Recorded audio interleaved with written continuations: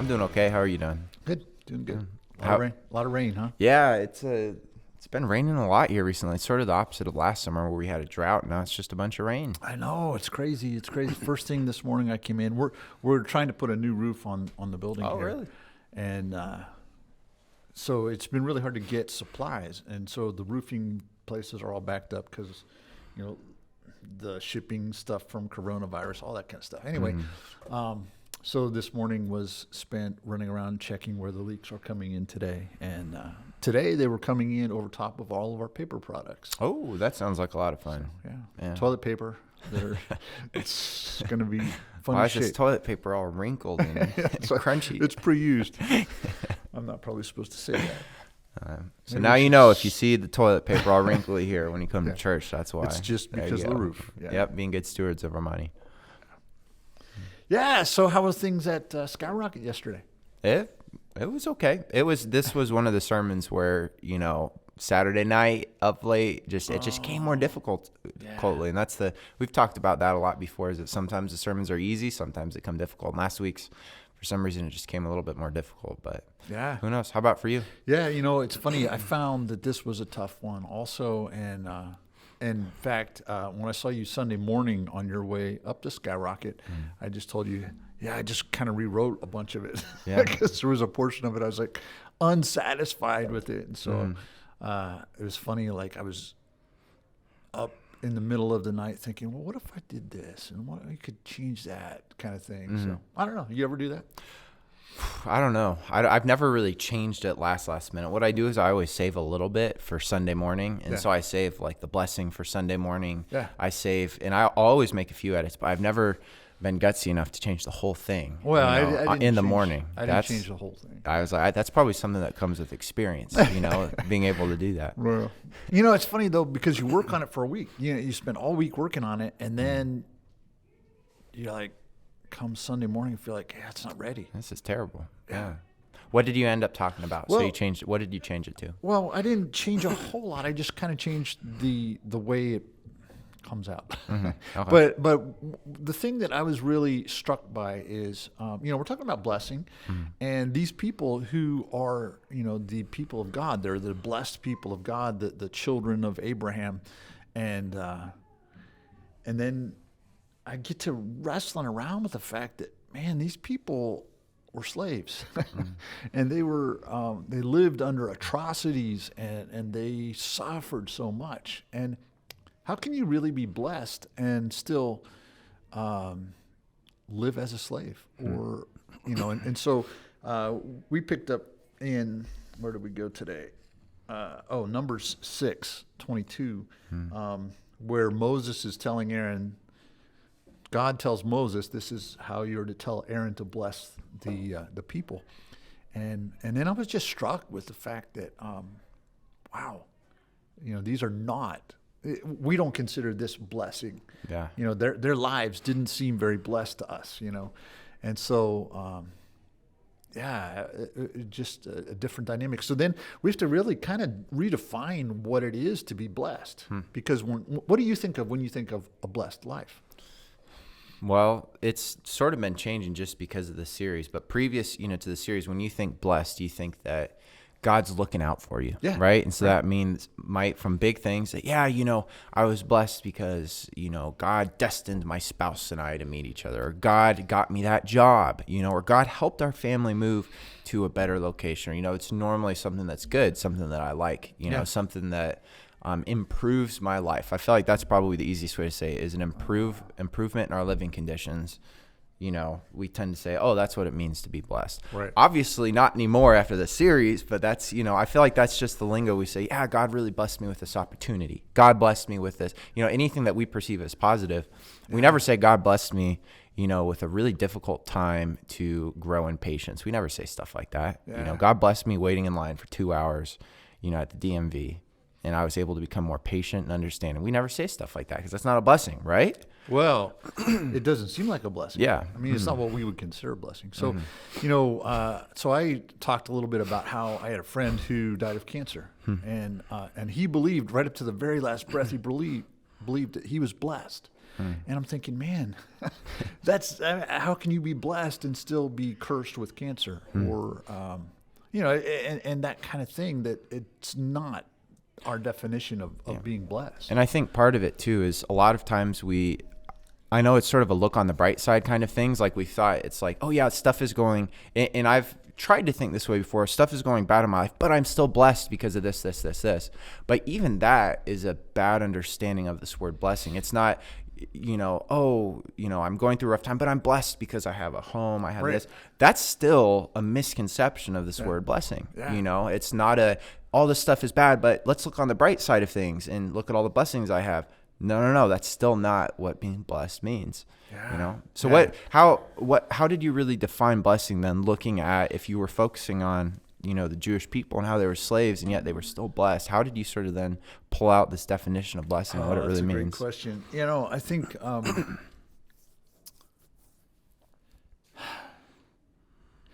we have to rethink what we think about when we think of a blessing. That God's blessing, that God is close to us, and that God's care is with us, even in the tragedy, or even in the atrocity, or even in the suffering.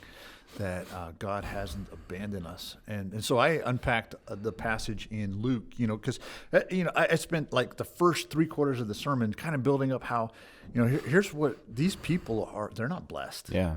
Well, at least according to our way of thinking, and then. Here's the prosperity gospel comes along and says, God wants you to be wealthy and healthy, and that's not biblical, and it's not the real gospel on any. It's actually very insulting to anybody who suffers. And so, what do you do with that? So, I spent 3/4 of the sermon kind of building up this idea that we're wrong about what we think of when we think of blessing, and then the last portion, I looked at Luke, where the disciples, Jesus is exhausted. They get in a boat, they're crossing the lake, and as they're crossing the lake, a storm comes up, and it's splashing them around, and the disciples are like, we're going to drown, and they wake up Jesus, and Jesus calls, says, be still, and the waves quit sloshing around, and the wind quits blowing, and then he looks at his disciples and says, you have little faith. And they were probably as safe as you could be anywhere on planet Earth, because they're there with Jesus. I mean, Jesus isn't going to sink to the bottom. Well, maybe he would float. They would all swim. But he'd wake up. But you have little faith. And I don't think what he was saying there was, you could have calmed the storm. I don't think that's what he's saying. I think he's saying, I'm with you. Yeah. Even in this storm, I am with you. And I think our blessing, our idea of what it is to be blessed, oftentimes it's just that God is close and hasn't forgotten us. And even if we were to drown, or even if we do die of cancer or some tragic situation, we measure this very differently than God sees it, and if one person lives to be 30 and another person lives to be 80, in terms of eternity, that's not even a blink of the eye. And so, our way of looking at a blessing might be a lot different than God's. Yeah, and that's sort of what this passage says too, is that God would lift his face. That God would lift his countenance upon us to make his face shine upon us. It's more so this emphasis on God's presence, his looking upon us, more so than God will give you a bunch of sheep and cattle. It's God is looking at you. And the interesting thing is as I was reading this passage, and we talked about this a little this week, because there's always something that I want to say as the pastor, and I think we finished our Together series. I feel like that was 2 series ago, and I always like looking at whether the word is singular or plural, right? And almost every time in the Bible, when we're reading our English Bible and it says you, we perceive of it as singular, but it actually is plural. This blessing is one of the only that I've ever seen in the Old Testament where it's actually singular. Oh, wow. And so it's funny because I'm reading through, I'm like, oh, this is probably plural and I can make an easy home run, point. No, this is singular. And then the more I thought about it, the more beautiful, at least I think that is, because when we imagine the God of the universe looking at us, to lifting his countenance upon us, that means his eyes are looking at us. to make his face to shine upon us individually as individuals. That's what true blessing means. It's not a health, wealth. No. It's God's presence, God looking at us. And that's the deepest meaning of blessing. I think that that's just incredibly beautiful. And I think it was beautiful that this is used in singular. It's the singular you. And I think that that's beautiful because that means that that's for JD, that's for Jim, that's for every single person. Yeah. God's blessing in that way. So yeah, I thought that was something that was really, really cool. And then reading one of the commentaries, that exactly what you're talking about, God always has our greatest good in mind, but we too often settle for health, wealth, happiness, prosperity. And those are all good things, but those are like level 1 goods, right? Oftentimes those can be selfish. They can be pleasure oriented, self-centered. God always has our greatest good in mind, but some, like you said, in the scope of eternity, our greatest good might be not having a healthy life. It might be suffering, and we won't understand that, but we can be comforted knowing that the God of the universe is looking directly at us, which feels sort of vulnerable, but it's beautiful at the same time. So we get angry at God, or we're not supposed to say we get angry at God, but we get angry at God because things aren't going our way, or it doesn't feel like God has our back on this or that or the other thing, and so often, that's a misplaced understanding of what God is up to in our lives. So let's think about Pharaoh for a minute. Pharaoh, king of Egypt, who has slaves and is cruelly oppressing them, and yet he's got wealth and he's got everything you can imagine. Was he blessed or was he cursed? And then you've got slaves who are generational slavery, and all they've known is slavery for how many generations? We don't even know. Maybe as many as 16 generations, but probably at least 10. 10 generations of slavery. Yeah. And yet they're blessed. I don't know. For me, that's just a mind-blowing idea. Yeah, and it's this reversal that those who are oppressed, those who are suffering, those who are in bad health, the poor, they're the ones that God's face is actually shining upon. Yeah. And it's this reversal of, it's the exact opposite of the prosperity gospel. Yeah. And I know that that's one of our base sources, because it's the prosperity gospel is antithetical to the actual gospel. Because no, God's face doesn't shine on the wealthy and the rich and those who are healthy and prosperous. It's the exact opposite. God's face, his direct attention is more so geared towards the oppressed, the slaves, those that society has cast aside and told that they're worthless. It's the exact opposite. Yeah. And that's dangerous stuff. It's funny, as you were saying that we think, life is going to be great. As I'm sort of talking with people about baptism. So I've done one baptism before, but we're about to do several baptisms at Skyrocket. In the river. In the river. Yeah, that's going to be a lot of fun. If weather permitting, river flow permitting, right. Hopefully we can get, make way, because I heard there's lots of ticks down by the river, but we're going to do it. So anyways, but it's funny talking, a lot of times the typical evangelism approach is, hey, let's get as many people baptized as possible, right? Because we're in the soul-saving business. But actually committing your life to God and being baptized, when we look at scripture, your life won't necessarily get better. It'll probably get worse. It'll probably break up families. It says, families, Jesus says families will be torn apart, in my name. I know my, at least personal experiences after I got baptized, I thought my life was going to get good. I had this misconception. My life got really hard the very next year, and it got worse. It didn't get better.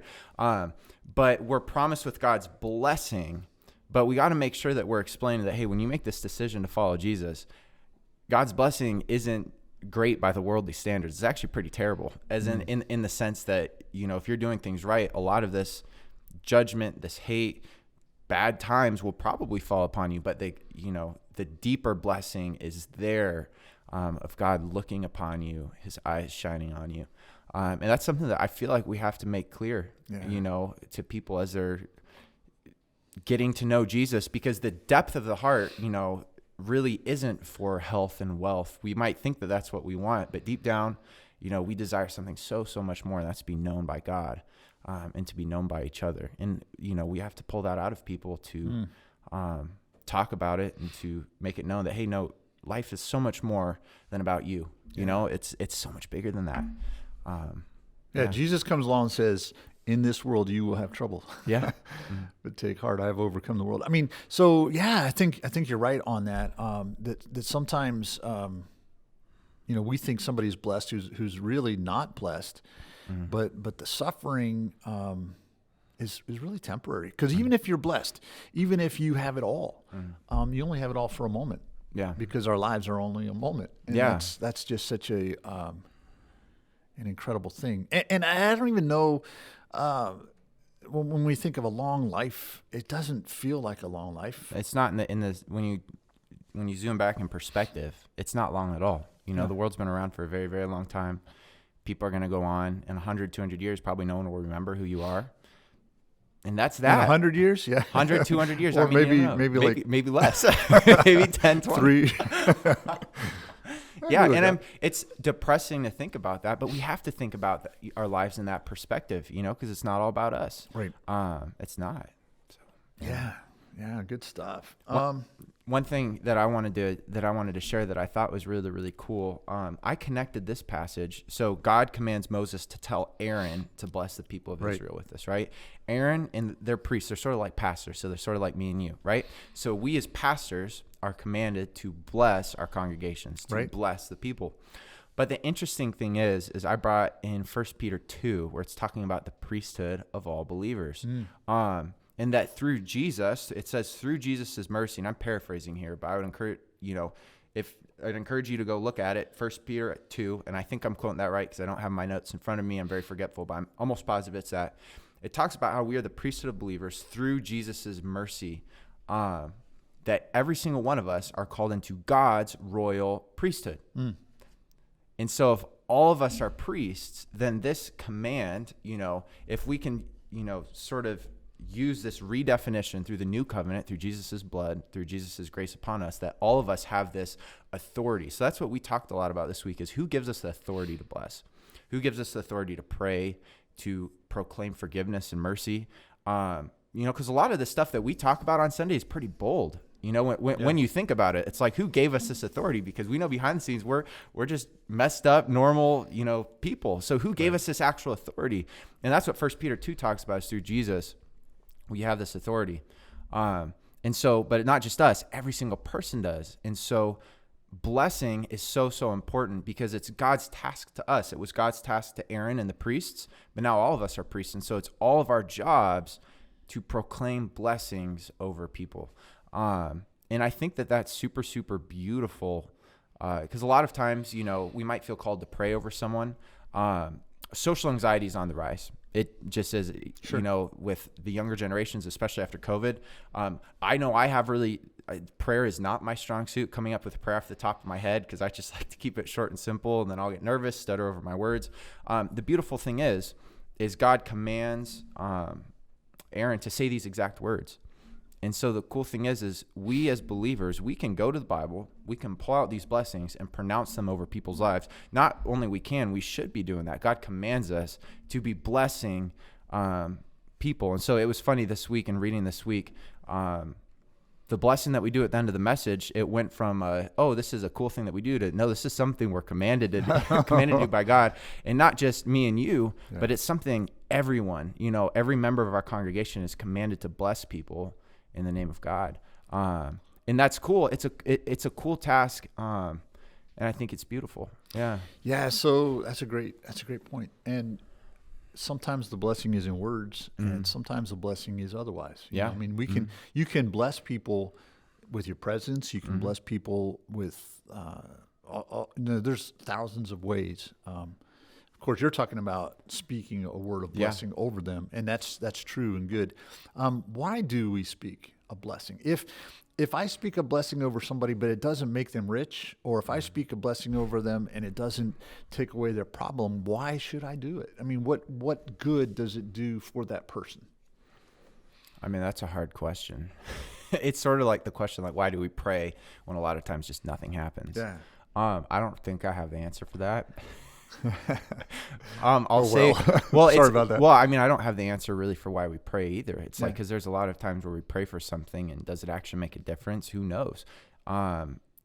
it was funny. There was a class I took in seminary. Some studies, they've actually put this to the test. Does prayer actually make a difference? And they had like this group of 100 really holy people pray over like 50 people in the hospital and not pray for these other 50. And then there's several studies like that. Some of them show a difference in prayer. Some of them don't. Yeah.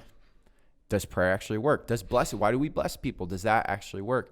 And so I don't really have a really coherent answer. I hope maybe you do, so you can answer your own question. I think number one is we're commanded to. Okay.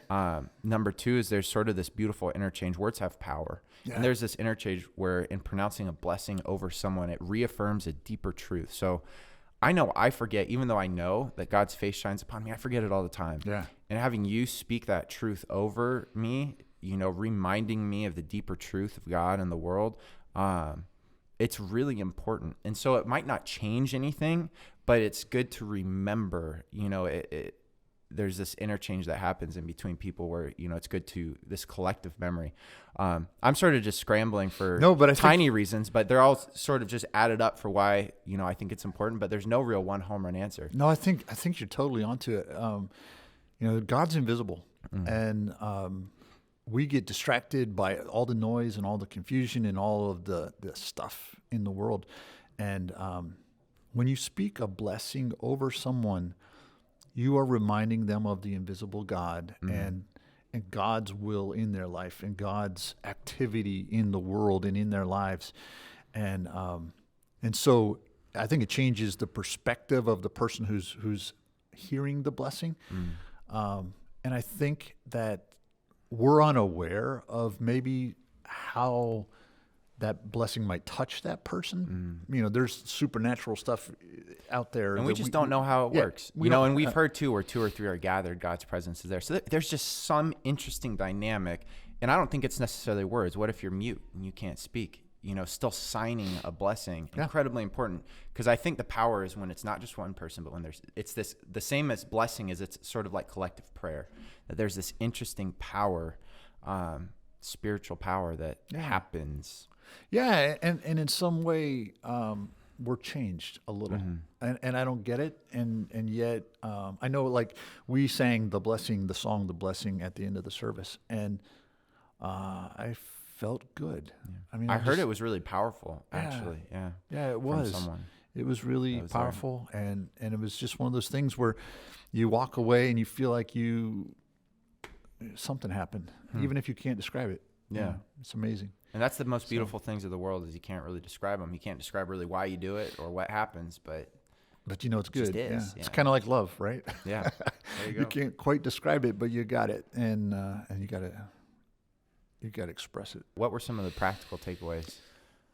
So last week, I challenged our people to look for ways to be a micro blessing in people's lives, whether that be to do a kind act or to speak a blessing or to do, that kind of thing. This week, that was one of the big changes is as I came away and I thought, I don't have a real practical step. And so really what I wanted people to do is to think about and reflect and maybe even reimagine what a blessing is. And to not view our blessing as, okay, I've got, this much money in the bank and I've got this health and I've got this house and this car and, these are my blessings. No, let's rethink it. And so really, I think, real practically, just maybe do a accounting of what a blessing is. Yeah. That's it. And that's really important too, because it's so off-putting to people who don't know Jesus. It's off-putting to Christians too. It's off-putting to everybody. We're like, oh, and I've heard so many people talk like this. God bless me with this house. God bless me with this parking spot. God bless me with healing and recovery. Because the thing is, God might have blessed you with healing and recovery, but he didn't bless my family member who died of that. Right. And so changing our language, changing the way that we use this word blessing, but that can only happen if, like you said, we take this to heart, we think on it, we reflect, and we understand deeply what blessing actually means. Right. Well, and it's really hard to understand what that means because you can be blessed and not know it. What about you? Did you come away with? I did. So right before service, I grabbed, because I couldn't find other scissors, these cute little kid pink scissors, and I printed out our memory verse, and I cut out a bunch of them, and I said, hey, we have the authority through Jesus to pronounce this blessing over people's lives, and we're supposed to pronounce it. So whether it's this blessing or another, pick a blessing. And if not, here's this little sheet of paper with the blessing in the back, and let's just memorize this one blessing and then try to pronounce it over one person's life, this week. And so that was the task. I made people really nervous because at first I said the task was there's a sermon sign-up sheet, because now that we're, the priesthood of all believers, who's getting next week and who's getting the week after. That's great.